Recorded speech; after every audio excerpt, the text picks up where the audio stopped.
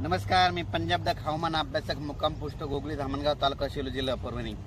राज्यामध्ये 4 जुलैपासून ते 10-11 जुलैपर्यंत जोरदार पाऊस पडणार आहे। वडे नाले वाहणारा पाऊस पडणार आहे। ठिकठिकाणी छोटे छोटे तळे असतील तर त्याच्यामध्ये पाणी येणार आहे, म्हणून हा अंदाज लक्षात घ्यायचा।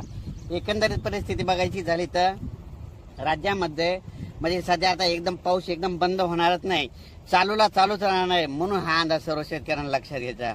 अचानक जर कधी वातावरण झालं तर लगेच एक मी ताबडतोब मेसेज देतच असतो, पण तरी परंतु सर्व शेतकऱ्याला सांगू इच्छितो त्या 3-4 दिवसामध्ये 3 जुलैपर्यंत तुम्ही शेतीचे कामे आटपा, कारण की राज्यामध्ये 4 ते 10 दररोज वेगवेगळ्या भागात जोराचा पाऊस पडणार आहे, म्हणून हा अंदाज लक्षात घ्यायचा।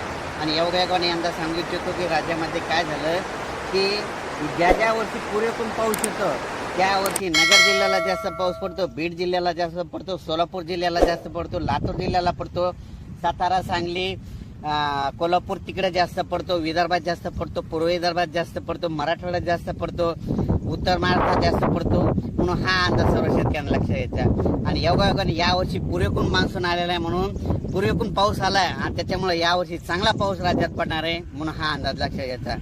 म्हणून सर्व परत सांगतो की राज्यामध्ये 4 जुलै ते 11 जुलैपर्यंत राज्यात चांगला पाऊस पडणार आहे, म्हणजे वडे नाले वाहणारा पाऊस असणार आहे। दररोज वेगवेगळ्या भागात पडन पण पाणीच पाणी होणार आहे, म्हणून हा अंदाज सर्व शेतकऱ्यांना लक्षात घ्यायचा।